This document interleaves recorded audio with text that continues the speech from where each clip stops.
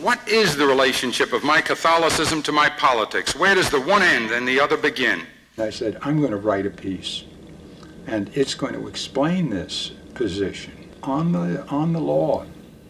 Mario was not the kind of guy who would back down from an intellectual challenge. So he wanted to give a speech that went into the nuances of what a Catholic public official who was morally opposed to abortion as a person had the obligation to do as a public official.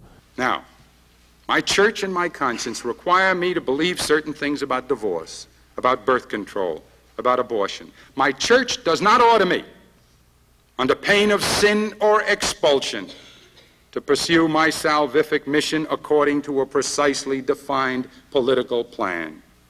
Those who endorse legalized abortions aren't a ruthless, callous alliance of anti-Christians determined to overthrow our moral standards.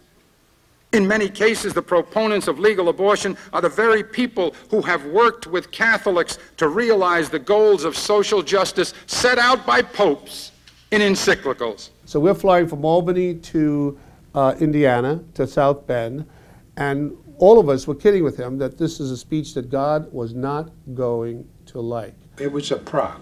It wasn't one of the real new planes. And we had 8, 9, 10 seats, 14 seats maybe. And so at one point, one of the reporters, a guy from the New York Magazine, puts on a Roman collar, you know, a priest's Roman collar, and takes out a little plastic bottle of what I assume was pretend holy water, and starts sprinkling all of us as though to ward off divine anger. And at just that moment, the plane was hit by lightning. If you tell people the story, they don't believe it. You know, they say, anyway, it was hit by lightning, and dishes were flying around. I mean, poor Matilda was moaning, and it seemed like a half hour. It was minutes, if that. It was minutes, and then the plane settled out. We got there, we all looked kind of green when we got on the ground, except for Mario. He was very calm. He gave the speech, and we begged him not to go back to Albany that night. There is neither an encyclical nor a catechism that spells out a political strategy for achieving legislative goals.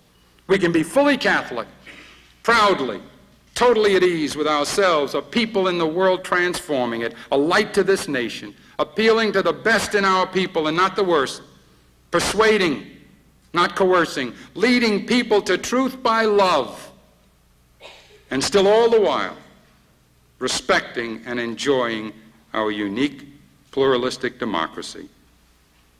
And we can do it even as politicians. Thank you for listening to me. It's the kind of thing he did. He wanted to look at this issue in a very close way, in a very theological way, and parse it to within an inch of its life.